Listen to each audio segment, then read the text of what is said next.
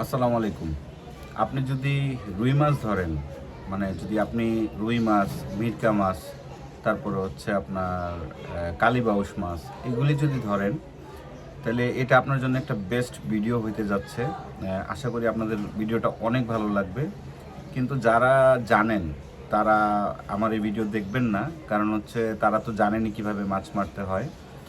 আর আরেকটা বিষয় হচ্ছে অ্যাডভান্স শিকারী যারা আর কি, তাদের দেখার দরকার নাই, যারা নতুন তাদের জন্য আর কি ভিডিওটা করা। তো ভিডিওটা করার কারণ হচ্ছে যে নতুন নতুন যারা মাছ মারেন তারা হয়তো অনেকেই জানেন না যে রুই মাছ কি অনেক পছন্দ করে।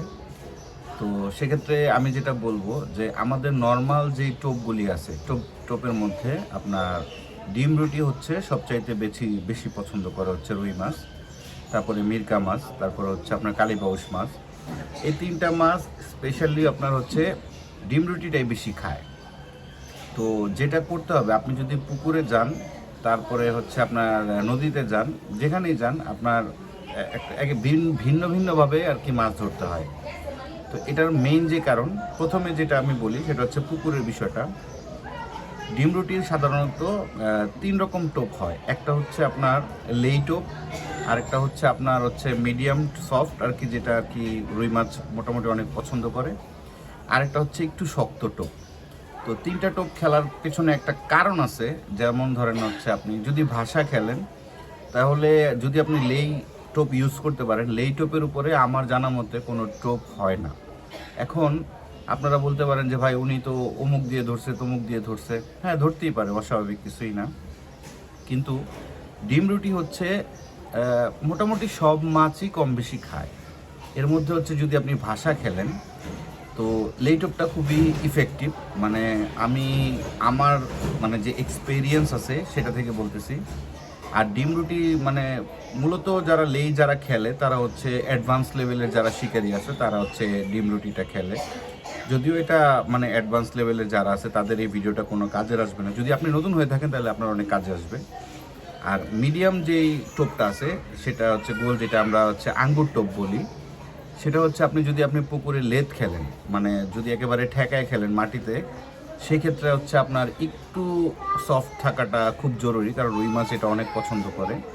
আর থার্ড হচ্ছে যে ধরেন মোটামুটি একটু স্রোত আছে ওইখানে, মানে ধরেন যে পানির ঢেউ আছে, একটু স্রোত আছে, বা আপনি চাচ্ছেন যে আপনার টোপটা অনেকক্ষণ থাকুক, একটু শক্ত করে দিবেন টোপটা, যেন অতটা আবার শক্ত না হয়ে যায়। এই তিনটা জিনিস যদি আপনি মেনটেন করতে পারেন, তাহলে আশা করি ইনশাল্লাহ আপনার মাছ অনেক ভালো হবে। আর যদি আপনি লেই টোপ বানাইতে না পারেন, তাহলে আপনি আমাকে কমেন্ট করেন, আমি আপনাকে লেই টোপ বানানো দেখাবো। লেই টোপ বানানোটা একেবারেই ইজি একটা প্রসেস, মানে যে যেটাই বলুক আমি একদম সিম্পলভাবে দেখাবো, যে আপনাদের যেন সুবিধা হয়। আর আরেকটা বিষয় হচ্ছে যে সফট যে টোপটা থাকে আঙ্গুর টোপের, এই টোপটা মানে মোটামুটি দেখা গেছে যে ম্যাক্সিমাম টাইম মাছ হিট দিতে হয় না, এই টোপটাতে অটোমেটিক হিট হয়। আর লেদ খেললে বেশিরভাগই হিট করা লাগে না, লেদ হচ্ছে মাছ খাবারটা নিয়ে চলে যায়। আর যেমন ধরেন রুই মাছ, ঘনিয়া মাছ, তারপর হচ্ছে আপনার মিরকা মাছ, কালীবাউস মাছ, এই চারটা মাছ হচ্ছে আপনার আধার যদি পায়, মুখের সামনে পেলেই ও নিয়ে দৌড় দেয়। দ্যাটস ওয়াই হচ্ছে আপনার এই লেয়ারগুলি যদি আপনি মেনটেন করেন তাহলে একটা ভালো রেজাল্ট পাইতে পারেন। এখন যদি আপনি বলেন যে ভাই আমি লেই টোপ বানাইতে পারি না, অথবা হচ্ছে আপনার একটু সফট যে টোপটা কি আঙ্গুর টোপ সেটাও বানাইতে পারেন না, আপনি আমাকে কমেন্ট করবেন, আমি ইনশাল্লাহ দেখায় দেওয়ার চেষ্টা করব যে কোনটাতে আপনি একটা ভালো রেজাল্ট পাবেন। তো একটা বিষয়ে আমি আপনাদের বলে রাখি, আপনারা যখন যেই পুকুরেই যাবেন, একটা জিনিস সবসময় মাথায় রাখবেন, বেডটা কি পরিষ্কার আছে কিনা। যেমন ধরেন যে আপনি যেই পুকুরে খেলতেছেন সেই পুকুরে মাটিটা মানে পরিষ্কার কিনা। যে ধরেন একটা টোপ যদি আপনি ফেলেন, টোপটা কি মাটিতে পড়ার পরে মানে দেখা যায় কিনা। যদি ওইখানে ময়লা থাকে তাহলে আপনার রেজাল্ট অত ভালো আসবে না। আর যদি নিচে কাদা থাকে তাহলে রেজাল্টও অত ভালো আসবে না। মানে কাদার একটা লেয়ার থাকে, যদি ধরেন যে 4-5 ইঞ্চি বা 6 ইঞ্চির মতো যদি কাদার লেয়ার থাকে, তাহলে টোপটা পড়লে টোপটা নিচে চলে যায়। ওইখানে আপনার করতে হবে যে 10 গ্রামের যে সীসাটা আছে, ছোট সীসা, ওইটা ইউজ করবেন, অথবা এর চেয়েও কম। যদি আপনি খারাপ ভাষা ইউজ করেন তাহলে একটা ছোট সীসা ইউজ করবেন। আর যদি আপনি লেদ খেলেন তাহলে 10 গ্রামের উপরে আমার মনে হয় যাওয়া উচিত না। যদি ধরেন আপনার বেড পরিষ্কারও থাকে, 10 গ্রামই এনাফ, এর উপরে যাওয়ার দরকার নাই। আর সব সময় চেষ্টা করবেন যেন ময়ূরের পাক ইউজ হয়। আপনার যে টোমটা ফাতা, যেটা আপনি আপনাদের ভাষায় যেটা বলেন কল অথবা টোপ, মানে কল অথবা হচ্ছে ফাতা অথবা ফ্লোট, যেটাই বলেন, এটা যেন ময়ূরের পাক হয়। কারণ ময়ূরের পাকের রেসপন্স অনেক বেশি। আপনারা একটা জিনিস খেয়াল করে দেখবেন যে যারা প্রফেশনাল বড় বড় শিকারি আছে, তারা ময়ূরের পাক ইউজ করে। তারা কিন্তু চাইলেই চাইনিজ টোম ইউজ করতে পারতো, কিন্তু তারা কেন করেন না? আপনার কাছে যদি টাকা থাকে, অন্য মানুষের কাছেও তো থাকতে পারে। কিন্তু এই ময়ূরের পাকটা ইউজ করার পিছনে একটাই কারণ, ময়ূরের পাকের রেসপন্স অনেক বেশি। যেমন ধরেন টোপ যদি হালকা নড়চড় হয়, ময়ূরের পাকটা অনেক বেশি আপ ডাউন করে। সেই জন্যে আপনার যেটা করতে হবে, অলওয়েজ ময়ূরের পাক ইউজ করতে হবে। আর টোপটার বিষয়ে আসি, যদি আপনারা টোপটা ভালোভাবে না জানেন, ডেসক্রিপশন বক্সে আমার সব ডিটেলস দেওয়া থাকে।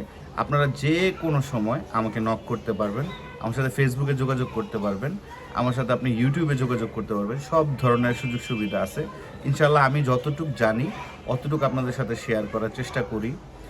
আমি চাই আপনিও মাছ ধরেন, আমি যেরকম ধরি আপনিও সেরকমভাবে ধরেন। কারণ হচ্ছে একদিন আমি একটা মাছ ধরতে গেছি, উনি আমাকে আমি একটা মাছ পাইছি, পরে ওনার মাচার এদিকে চলে গেছিলো। তো উনি আমাকে বলছে যে টাইনা খেলেন। তো আমি অনেক প্রেশার দিছি, পরে কাটা সোজা হয়ে গেছে, মাছটা চলে গেছে। তো আমার অনেক খারাপ লাগছে। তো আল্লাহর কি রহমত, আমি দুপুরের পর থেকে মোটামুটি অনেক ভালো মাছ পাইছি। উনি জেলাস হইয়া উনি আমার এখানে টোপ ফালাইছে। টোপ ফালানোর পরে উনি আমার বলতেছে, ভাই সরি, ভুল হয়ে গেছে। আমি বলছি কোনো সমস্যা নেই, আপনি খেলেন। তো উনি আমার ওই পয়েন্ট থেকে মাছও পাইছে। তো উনি আমার বলতেছে, ভাই রাগ হয়েন না, আমি ভুলে ফালাই দিয়েছিলাম, এখানে চলে গেছে। পরে আমি জাস্ট ওনার এতটুকুই বলছি, এটা আপনার রিজিকের মাছ, আপনার রিজিকের ছিল, আপনি পাইছেন। তো সেই সুবাদে আমি একটা কথা আপনাদের বলি, আমি চেষ্টা করি আপনারা ভালো কিছু করেন। যদি কখনো ভালো কোনো রেজাল্ট পান, অবশ্যই তো বলবেন যে এটা সাইদ ভাই বলছে, শুনতেও খুব ভালো লাগবে আর কি। আমি 8-10টা ইউটিউবারের মতো না, বা ফেসবুকে আমি ওইরকম বাজে কোনো ভিডিও দেওয়ার চেষ্টা করি না। আমি একটা জিনিসই চেষ্টা করি, কোয়ালিটি মেনটেন করার জন্যে। এতদিন আমি টোপচারের কোনো ভিডিও দিই নাই, কারণ হচ্ছে আস্তে আস্তে একটু চিন্তা করছি যে চ্যানেলটা একটু ভারী হোক, তারপরে দেওয়ার চেষ্টা করব। তো আমার এই রুলসগুলি আপনি যদি মেনটেন করেন, তাহলে অবশ্যই আশা করি একটা ভালো ফিডব্যাক পাবেন। আর আপনাদের যেই প্রবলেম থাকে আপনারা সে কমেন্ট বক্সে জানাবেন। দরকার পড়লে আমি আপনাদের বোঝানোর চেষ্টা করব, পুনরায় নতুন করে একটা ভিডিও আপলোড দিব। আর যদি আমার কোনো ভুল থাকে আপনারাও কমেন্ট করতে পারেন, কারণ শিখার কোনো শেষ নেই রে ভাই। আপনিও আমাকে শিখাইতে পারেন, আমি যতটুকু জানি অতটুকু আপনাকে শিখাইতে পারি। তো আশা করি যে আপনাদের এই ভিডিওটা অনেক কাজে লাগবে। যদি আপনারা চান যে কোনো সময় আপনি নক করতে, আমি আপনাকে রেসপন্স করার চেষ্টা করব। তো ভালো থাকবেন, আল্লাহ হাফেজ, সবাইকে টাটা।